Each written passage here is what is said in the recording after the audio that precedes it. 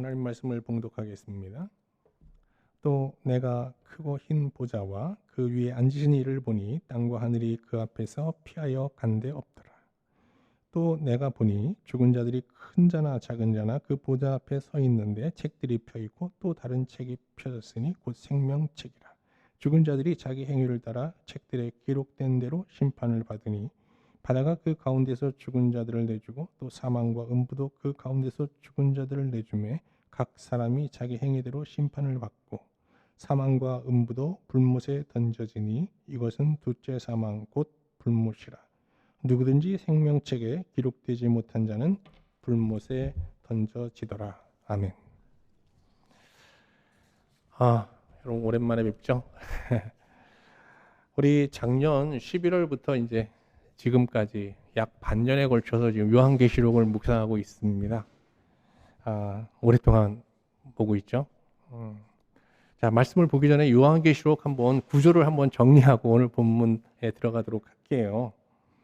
요한계시록은 1부와 2부로 나눠져 있습니다. 요한계시록 1부는 요한계시록 1장부터 3장까지잖아요. 뭐가 있죠? 그 안에 주께서 지금 밖에 가운데 있는 그 소아시아 7교회에 보내는 편지가 수록되어 있어요. 그죠? 그리고 이제 2부는 4장부터 22장까지 쭉 아주 긴 내용으로 되어 있는데요. 이것은 요한이 이제 하늘 여행을 하고 난 후에 보고하는 하늘 여행 보고서죠. 2부 내용이 이제 중요한데 2부는 도입 부분이 있고요. 또 큰 몸통 부분이 있고 이제 결론 부분이 이렇게 크게 세 부분으로 구성되어 있어요. 도입부는 이제 4장 내용이 4장. 이 4장에는 사도 요한의 영혼이 이제 하나님의 보좌로 초대를 받아서 이제 하늘 여행을 시작하게 되는 그런 과정이 이제 쭉 수록되어 있고요. 그다음에 이제 몸통 부분은요. 이 5장부터 이제 19장 11절까지 이어집니다. 19장 11절 한번 보세요. 19장 10절입니다. 죄송합니다. 10절까지 이렇게 보면은 거의 표시를 좀 해놔야 돼요. 그죠? 여기까지가 이제 요한계시록 2부의 몸통 부분이에요. 여기에는 뭐가 있죠? 777 시리즈가 수록되어 있어요. 777이 뭐죠? 7인으로 봉해진 7 두루마리 내용과 또 7 나팔 재앙과 7 대접 재앙 이야기가 차례로 수록되어 있죠. 이 777 시리즈의 핵심 메시지가 뭡니까?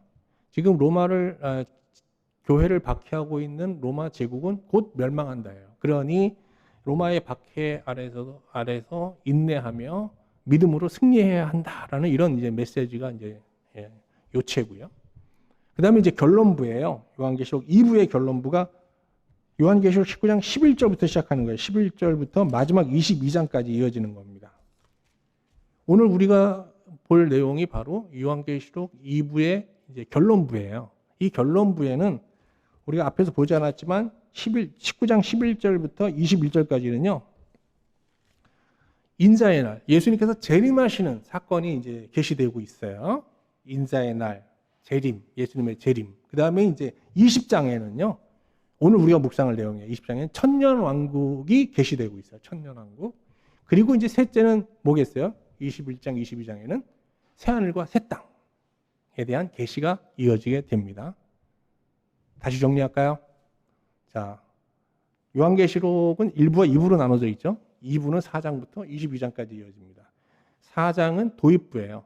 이제 사도 요한이 하늘 여행을 시작하게 되는 그런 과정을 보여주는 거예요. 5장부터 이제 19장 10절까지가 이제 몸통이라고 그랬죠. 777 시리즈가 기록되어 있고, 그다음에 19장 11절부터 이제 마지막 22장까지가 결론부예요. 여기에 세 가지가 계시되고 있어요. 뭐예요? 주께서 재림하시는 인자의 날을 계시하고요. 두 번째는 천년 왕국, 세 번째는 새하늘과 새 땅. 아시겠죠?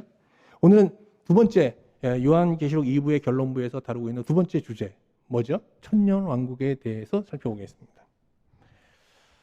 천년 왕국의 내용을 보기 전에 이 천년 왕국에 대한 학자들의 한번 입장부터 한번 정리해 볼까요? 천년 왕국에 대한 학자들의 이 견해는요, 크게 세 개로 나눠져 있어요. 첫 번째는 전천년설, 많이 들어보셨죠? 두 번째는 후천년설, 그리고 세 번째는요, 무천년설, 이렇게요. 한번 따라해 보겠습니다. 첫 번째 뭐죠? 전천년설, 두 번째 후천년설, 세 번째 무천년설. 전천년설부터 볼게요. 전천년설은요, 요거 성경을 그냥 순서대로 본 거예요. 자, 결론부를 보세요. 이 결론부가 뭐로 되어 있다고 그랬죠? 예수님 재림하시잖아요.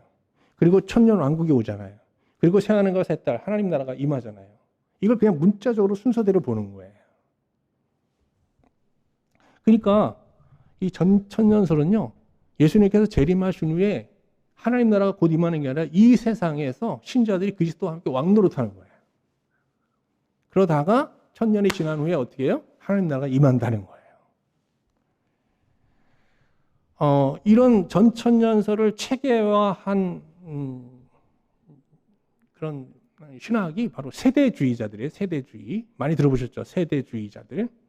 근데 이 세대라는 걸 우리 이제 한국교회에서는요, 세대라는 단어를 시간, 시대로 해석하는 게 많아요. 근데 시대가 아니에요. 여기서 세대라는 말은 각 시대마다 하나님께서 독특한 방식으로 섭리하신다는 뜻이에요. 섭리. 그래서 하나님께서 그 시대를 다스리는 방법을 얘기하는데 헬라어로는 이제 오이코노미아라고 해요. 관리, 다스린다는 거예요. 이 세대주의의 창시자는요, 19세기 영국의 존 넬슨 달비예요. 달비. 또 들어보셨죠? 달비. 이 사람이 성경 공부 교재 엄청 만들어냈어요. 여기에서 부속된 우리나라에도 지금 서점에 가면, 기독 서점에 가면 그런 거 봤죠? 노아 시대, 홍수 전 시대, 홍수 후 시대, 율법 시대, 은혜 시대 이렇게 막 분류된 그런 성경 통독 교재가 있잖아요. 그게 다 이 달비의 세대주의에 입각해서 만들어진 교재들이에요. 이제 그런 거 공부하실 필요 없습니다. 근데 이 사람이 개인적으로는 참 훌륭한 신자예요. 그는 당시에 제도적이고 관료적인 영국 국교에 이제 반발해서 성경을 이제 스스로 연구하게 되는데요. 신학을 거부하는 거예요. 그래서 자기가 아주 독자적인, 주관적인 방법으로 성경을 해석하게 돼요. 그래서 그 사람이 성경을 해석하면서 성경을 통해서 역사를요, 하나님의 구속사를 7세대로 구분했어요. 시대가 아니라 세대예요. 홍수 이전의 족장 세대. 우리나라 이제 교재에는 다 시대로 바꿔져 있어요. 근데 원래는 세대야, 세대. 노아 세대, 그 다음에 세 번째 아브라함 세대, 이스라엘 세대, 이방인 세대, 그 다음에 성령 세대, 그리고 마지막 천년 왕국 세대, 이렇게 돼 있어요. 근데 여기서 세대라는 말이 중요한 게 이 세대마다 하나님께서 그 세대를 다스리는 섭리하시는 방법이 다르다는 거예요. 근데 제가 이 시간에 그걸 다 설명할 필요는 없을 것 같아요. 여러분 그렇게 복잡한 내용인데요. 그렇게 알 가치가 별로 없어요. 그런데 이 달비의 성경 해석법을 이게 미국의 무디 성경학교, 신학교죠. 무디 신학교가 이걸 받아들였어요. 그래서 더 체계화시켰어요. 특히 누구요? 스코필드라는 사람이 이거를 관주 성경으로 만들었어요. 우리 어렸을 때 관주 성경 집마다 있었어요. 이게 세대주의에 입각해서 만들어진 성경을 보는 방법이에요. 어쨌든 이 정도로만 하겠습니다. 그래서 한국 교회도 이제 미국 교회의 영향을 받다 보니까 이 세대주의 신학이 엄청나게 많이 들어와 있어요. 그래서 우리도 그런 말 자주 하죠. 그냥 홍수 시대, 홍수 전 시대, 홍수 후 시대, 그다음에 율법 시대, 은혜 시대, 성령 시대, 이런 얘기 많이 하는데, 이것은 좀 성경을 그냥 문자적으로 해석하는 좀 위험한 그런 입장입니다. 그래서 그냥 참고만 하시고 이렇게 깊이 여러분이 연구할 필요는 없을 것 같습니다. 그 다음에 이제 후천연설을 볼게요. 후천연설은요, 전천연설의 그냥 반대예요. 이게 무슨 얘기냐면, 예수님이 오시기 전에, 재림하기 전에 이 세상에 아주 그냥 큰 부흥의 세대가 온다는 거예요. 그게 천년왕국이라는 거예요. 예? 그러다가 잠시 환란이 오다가 그 다음에 예수님이 재림하신다는 거예요. 근데 이거를 또 주장하는 사람이 누군가 하면 요한 웨슬리, 그 엄청난 영적 부흥 시대를 이끌었던 요한 웨슬리와 복음 전도자들이에요. 근데 이 후천연설은 전천연설보다 솔직히 좀 더 황당한 해석이죠. 자, 이제 정통 신학에서 그러면 이 천년왕국을 어떻게 해석하냐? 정통 신학자들은 다 그런 건 아니지만 대체로 무천년설을 주장합니다. 그럼 여기서 천년이라는 건 뭐예요? 천년이란 기간을 어떻게 해석하냐는 거예요. 잘 들으셔야 돼요. 예수님이 초림하셨잖아요. 십자가에 죽으시고 부활하신 이때부터 시작해서 예수님이 재림하시는 때까지 이 기간을 천년이라고 보는 거예요. 왜 그럼 이걸 천년이라고 보느냐는 거예요. 근데 이 기간을 또 천년이라고도 하고 또 계시록은 뭐라 그러냐? 광야 시대, 환란의 시대라고도 얘기해요. 자, 이제 저를 보세요. 제가 예수님을 믿고 나서 이 땅에서 하나님 나라를 미리 경험해요. 영원의 현재를 막 살아요. 그러면 하나님 나라가 나한테 어떻게 한 거예요? 이미 임한 거죠. 그거를 뭐라고 그래요? 그래서 천년이라는 것은 영원이라는 뜻을 갖고 있잖아요. 영원. 그러니까 그런 신자는 지금 여기가 어디예요? 하나님 나라예요. 그러니까 여기가 뭐예요? 천년 왕국이에요. 내 남은 인생이 뭐예요? 천년 왕국 시대예요. 아시죠? 그래서 요한은 이 기간을 뭐라고 하는 거예요? 천년 왕국이라고 하는 거예요. 아시겠죠? 그런데 이 기간 동안에 우리가 하나님 나라만 영위하고 사나요? 방해하잖아요, 사탄이. 그래서 시험에 들기도 하고 또 박해를 받기도 하고 조롱도 받아요. 그래서 사탄의 이제 어떤 시험과 사탄의 위협과 사탄의 박해를 중심으로 이 기간을 보면 이 기간은 무슨 기간이 돼요? 환란 시대가 되는 거예요. 이해가 되시죠? 그러니까 우리 개인 이 하나님의 구속사에서 이제 천년 왕국, 천년이라는 것은 예수님의 초림부터 재림까지를 말하는데 우리 개인사에서는 어떻게 돼요? 개인사에서 보면 예수를 믿은 때부터 언제예요? 하나님 나라에 들어갈 때까지잖아. 이 기간이 뭐예요? 환란의 시대가 될 수도 있고 환란의 인생이 될 수도 있고 또 뭐가 될 수도 있어요? 천년의 인생이 될 수도 있는 거예요. 어떻게 하면 내가 하나님과 신령한 교제를 나누면서 영원의 현재를 누리면 내 남은 인생은 뭐가 돼요? 천년 왕궁이 되고 천년 인생이 되는 거예요. 그죠? 근데 만약에 하나님의 은혜로부터 좀 멀어지고 그냥 세상에서 그냥 사탄의 시험에 들어서 영적으로 그냥 시험만 당한다. 그러면 뭐가 돼요? 환란 시대가 되는 거예요. 예수 믿어서 어떻게 해요? 예수 믿고 고생만 한다. 이런 얘기를 하는 거죠. 아, 내가 예수만 안 믿었어도 이렇게 살지는 않을 텐데 이런 얘기 하는 거예요.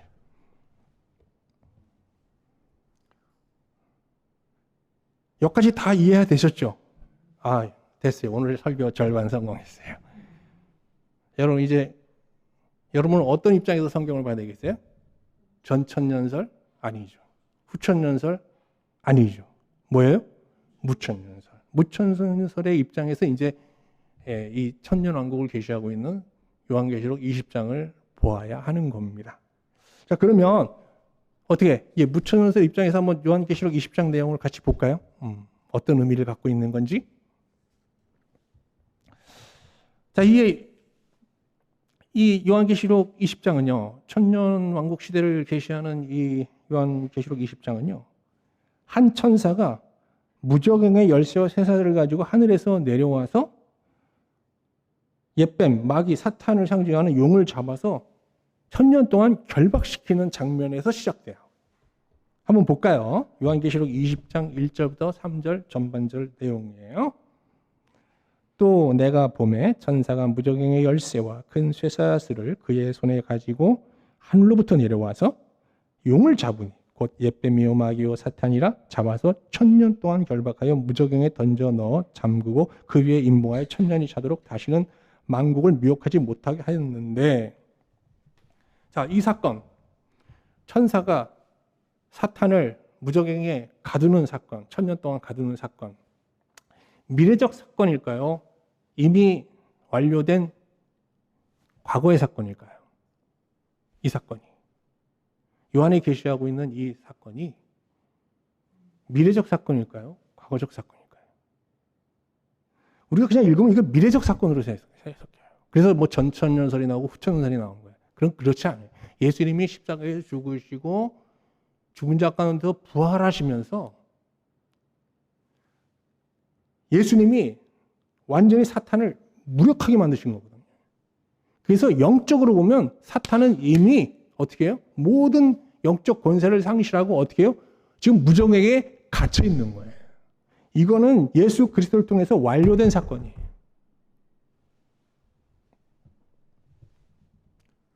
여기까지 이해가 되셨죠? 그러면 이제 눈이 확 열리신 거예요.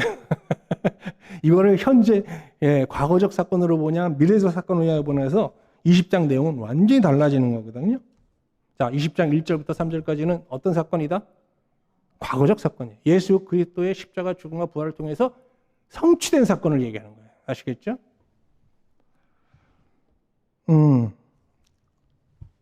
자, 그런데 신자들은 말이죠. 예수 그리스도를 믿기 전까지 어떻게 살았어요? 사탄의 지배 아래 살았잖아요. 사탄이 실질적으로 우리를 그냥 직접 지배하는 게 아니에요. 사탄이 나타나서. 사탄은 두 가지로 우리를 지배해요. 죄와 사망. 우리가 아무리 내 양심과 의지로 선하게 살려고 해도 하나님의 의에 이룰 수 없거든요. 왜? 하마르티아라는 죄의 세력이 나를 누르고 있기 때문에. 이거 못 이겨요. 그래서 우리는 뭐예요? 누가 왕이에요? 죄가 왕이에요. 그리고 우리는 뭐예요? 노예예요. 아시겠죠? 예수 그리스도를 믿기 전에 우리의 삶을 누가 왕노릇했어요? 죄가, 사탄이. 그리고 어떻게 해요? 죽음을 두려워요. 왜? 죽음 뒤에 어떤 심판이 있을 거라고 생각하기 때문에 죽음을 두려워요. 그래서 사탄의 지배 아래서 우리는 어떤 법으로 산 거예요? 죄와 사망의 법으로 살았어요. 그러니까 그런 인생을 뭐라 그래요? 흑암의 인생, 어둠의 인생을 사는 거예요. 행복이 있을 수가 없어요. 그런데 예수 그리스도를 믿고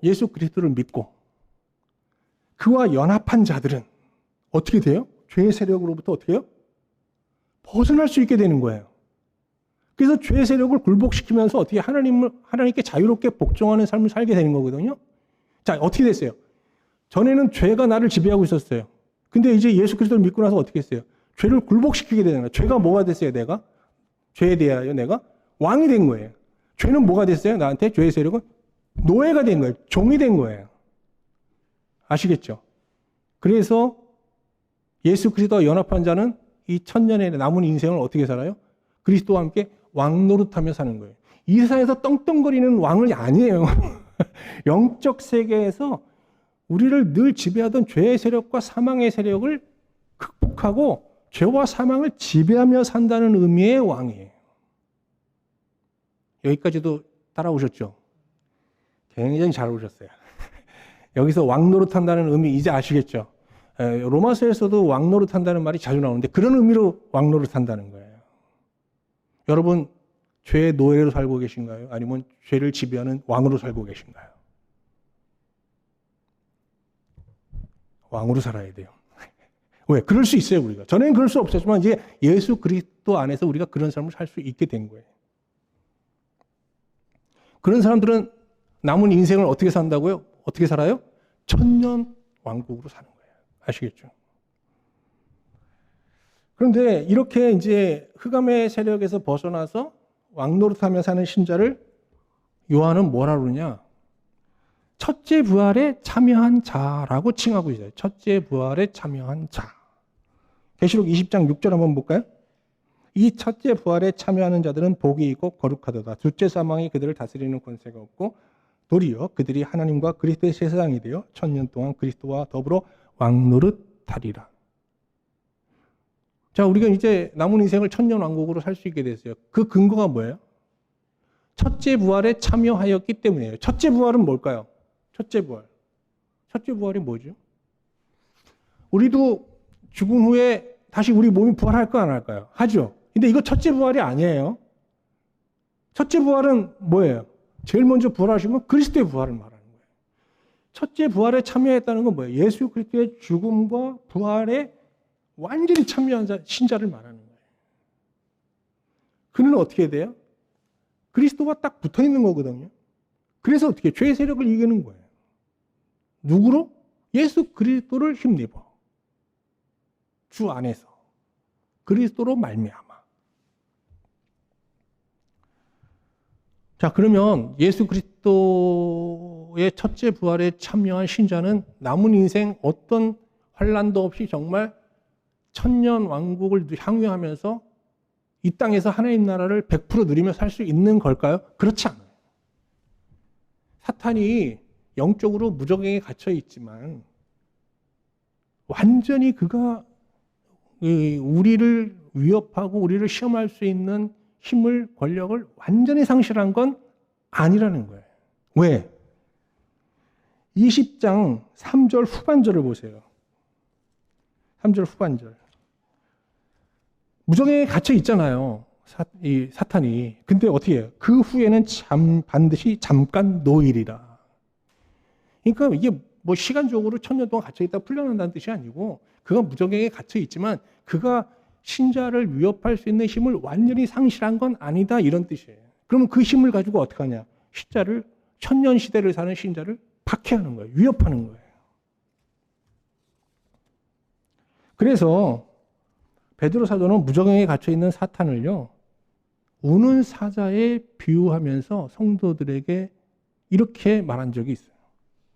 근신하라. 베드로전서 5장 8절에 근신하라. 깨어라. 너희 대적 마귀가 우는 사자와 같이 두루 다니며 삼킬 자를 찾나니. 자, 우리가 동물의 왕국 같은 데 보면은 평화롭게 이렇게 이제 풀을 뜯는 뭐 이렇게 뭐 초식 동물들을 이렇게 사자가 노리는 거 있잖아요. 근데 이제 얼룩말들을 보면은 여러분 그 얼룩말을 보면은 이렇게 자기를 보호색이 아니잖아요. 이게 혼란스럽게 하는 거잖아요. 근데 뭐 동물학자들이 얘기되면 그 얼룩말 무늬가 놀라운 하기가 의미가 있다고 그래요. 그게 자기를 보호하는데 뭐로부터 보호하는가 하면 이게 사자가 맹수가 얼룩말을 사냥하려면 뭘 하나 노려야 되잖아요. 한 마리를 딱. 근데 이게 얘를 쫓다 보면 이게 물속에 들어가잖아요. 그러면 어느 게 내가 쫓던 얼룩말인지 모르는 거예요. 그래서 이게 희한한 방법으로 자기를 보호하는 거예요. 얼룩말 무늬가요. 근데 그 초식동물 보면 항상 긴장하고 있잖아요. 어떤 상태에서도 긴장하고 있어요. 조금만 소리가 나도 탁탁하고 대처하고요. 우리가 그래야 된다는 거예요. 깨어 있어야 되는 거예요. 자, 보세요. 사탄이 근데 우리 신자를 어떻게 공격하느냐? 이게 이제 사도 요한의 어떤 계시예요. 사도 요한은 사탄이 이 무적행에서 나와서 곡과 마곡으로 상징되는 거대한 세력을 결집한다는 거예요. 군대를 만들어요. 군대. 그래서 성도들의 진영과 하나님께서 사랑하시는 도성을 포위하고 공격한다는 거예요. 그러니까 사탄이 신자를 군대를 소집해서 모아서 공격한다라고 묘사하고 있는 거예요. 한번 확인해 볼까요? 20장 7절, 8절 전반절입니다. 천년이 참에 사탄이 그 옥에서 놓여 나와서 땅의 사방 백성 곧 곡과 마곡을 미혹하고 모아 싸움을 이르니 그 수가 바다의 모래와 같으니라. 그들이 지면에 널리 퍼져 성도들의 진과 사랑하시는 성을 두루매. 교회죠, 교회.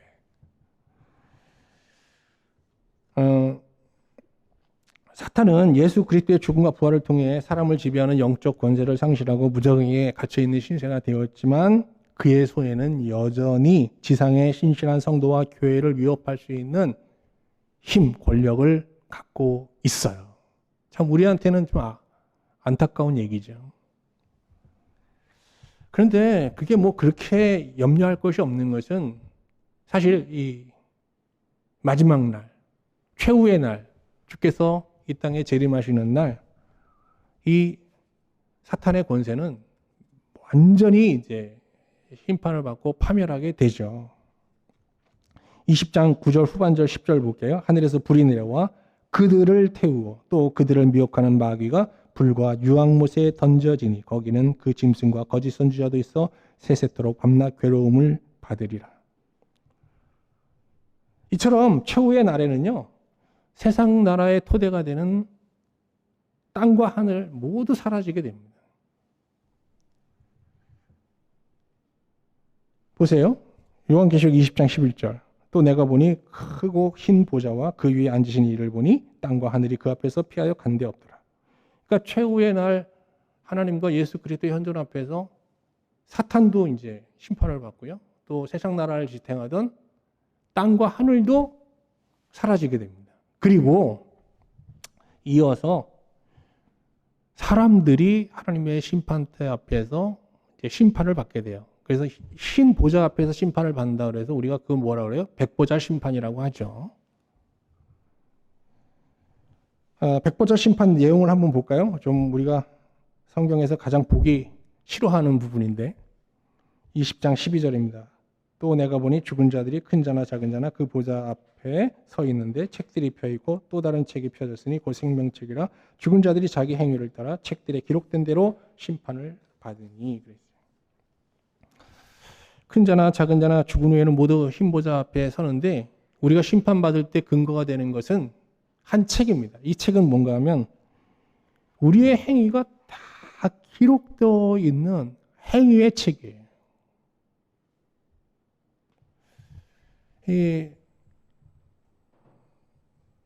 다윗은 이 책을 보았잖아요, 생전에.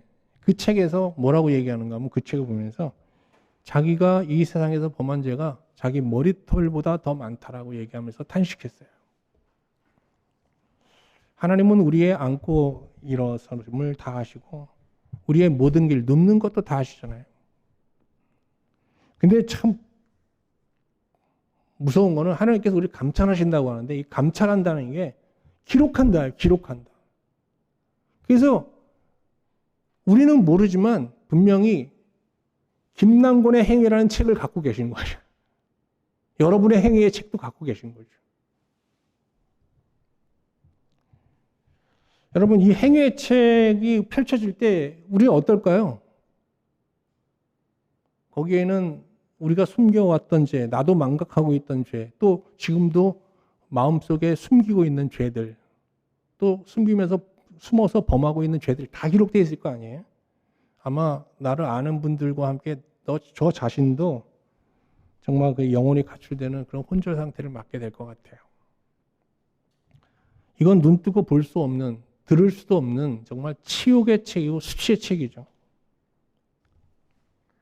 이 책에 의해서 모든 사람들은 사실 그 사탄과 함께 불못에 던져지는 심판을 받게 됩니다. 그런데 생명책에 그 이름이 기록된 사람들은 이 상황에서 구원함을 받아요. 20장 15절 보세요. 누구든지 생명책에 기록되지 못한 자는 불못에 던져지리라. 그럼 반대로 뭐예요? 생명책에 그 이름이 기록된 자들은 이 극한 상황에서 구원을 받는다는 거예요. 그러면 그 이름이 생명책에 기록된 사람은 누구를 말할까요? 누구죠? 사도 요한은 오늘 20장에서 뭐라고 그래요? 이 사람들이 어떤 사람들이라고 그래요? 첫째 부활에 참여한 자라고 얘기하는 거예요. 첫째 부활에 참여한 자는 그 이름이 생명책에 기록되어 있고 그 생명책에 이름이 기록되었다는 이유로 백보자 심판에서 구원을 받게 되는 겁니다. 오늘 말씀을 보면서 사탄이 신자를 공격하기 위해 그 무저강에서 막 군대를 모집하는 일련의 이 과정을 보면서 좀 경악하고 놀라게 됩니다. 사탄이 이렇게 근데 우리 신자를, 나를 이렇게 맹렬하게 공격하는 이유는 뭘까요? 사탄의 목적은 하나예요. 뭐죠? 하나님과 우리의 관계를 분리시켜서 우리가 지금 향유하고 있는 이 천년의 인생을 파려는 거거든요. 그래서 예수 믿은 것을 후회하고 절망하면서 하나님을 원망케 하려는 거예요. 그게 사탄의 목적이에요. 초대교회 사탄은 로마 황제를 앞세워서 교회와 성도들을 박해했잖아요. 이 시대는요. 이 시대 여러 가지 도구가 있겠지만 주로 만몬을 들어서 우리 신실한 신자와 성도들 그리고 교회를 이제 미혹하면서 하나님과 관계를 어떻게 해요? 깨려고 하는 거예요. 뭐로요? 돈으로.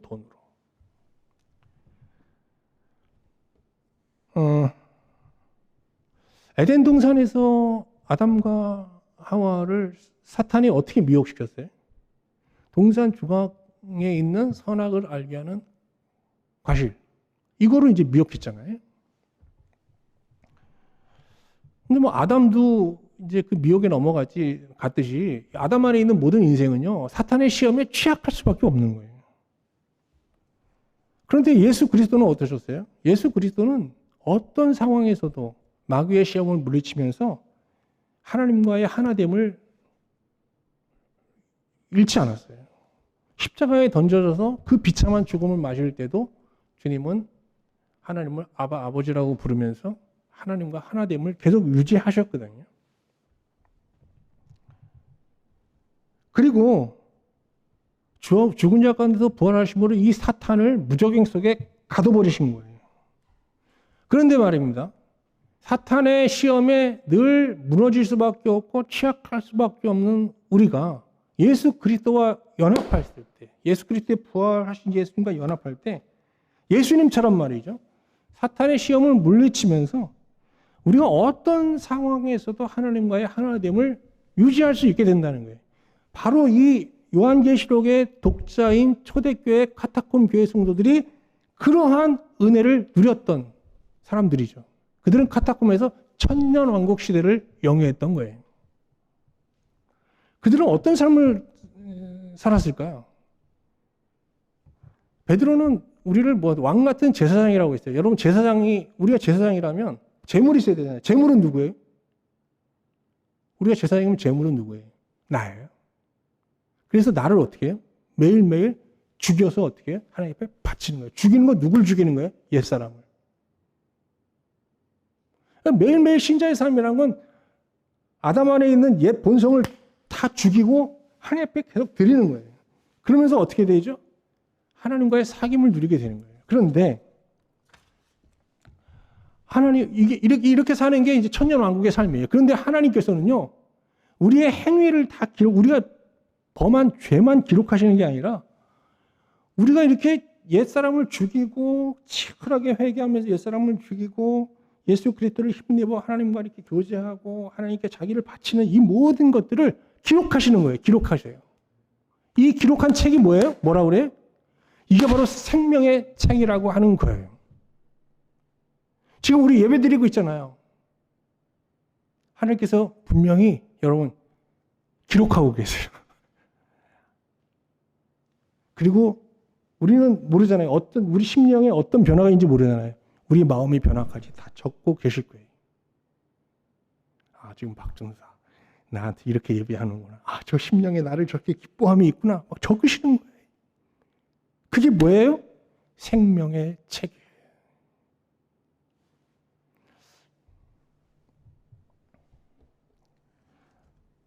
자, 이제 다시 백보자 심판 앞으로 가볼게요. 백보자 심판 앞에 가면은요, 하나님 없이 살았던 사람들은 한 권의 책만 가지고 하나님께서 심판하실 수밖에 없는 거예요. 뭐요? 행위의 책. 그러나 신자가 하나님 앞에 설 때 하나님의 하나님의 한 손에는 행위의 책이 있고 한 손에 또 뭐가 있어요?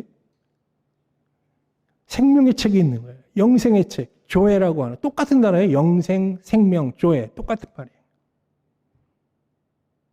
여기에는 뭐가 기록되어 있어요? 우리가 매일 말씀 앞에 나아가 자기의 부정한 본성을 발견하고 이거를 참회하면서 우리 안에서 잘라내고 그리스도가 주신 새 생명으로 어떻게든지 그 생명 하나님과 연합하여 살고자 몸부림치고 하나님을 구하고 기도하고 하나님을 기뻐하는 이런 모든 하나님과의 사귐의 과정이 기록된 책이에요. 여기에는 물론 우리가 하나님 앞에 자발적으로 성령을 힘입어 순종한 사건들도 이야기도 수록되어 있겠죠. 얼마나 감동적인 얘기겠어요.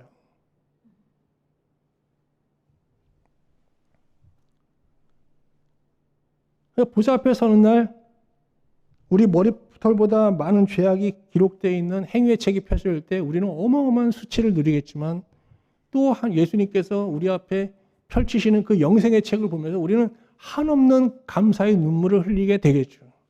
그런데 말입니다. 하나님께서는 이 생명의 책을 근거로 우리를 어떻게 백보자 심판에서 구원하시게 된다는 거예요. 그러므로 우리 신자는 하나님과 함께 이 남은 인생 천년 왕국을 살아가면서 영생의 책을 생명의 책을 기록하면서 살아야 되는 거예요. 기록하면서. 실제로 다윗은 그 하나님과의 교제를 기록했잖아요. 뭐를 기록했어요? 다윗 시로. 시편에 있는 3분의 1이 다 다윗이잖아요. 그거는 우리 믿음의 후손들에게 큰 유산이 되었지만 뿐만 아니라 다윗은 어떻게 해요? 그 영생의 시로 어떻게 됐어요? 하나님과 더 깊은 영적 진보를 경험하고 마지막 날 그것을 근거로 어떻게 해요? 구원을 받았겠죠.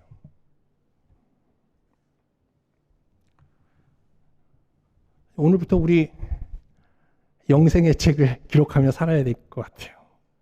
근데 영생의 책을 뭐 글재주가 없는 분들은 꼭 글을 쓰지 않아도 돼요.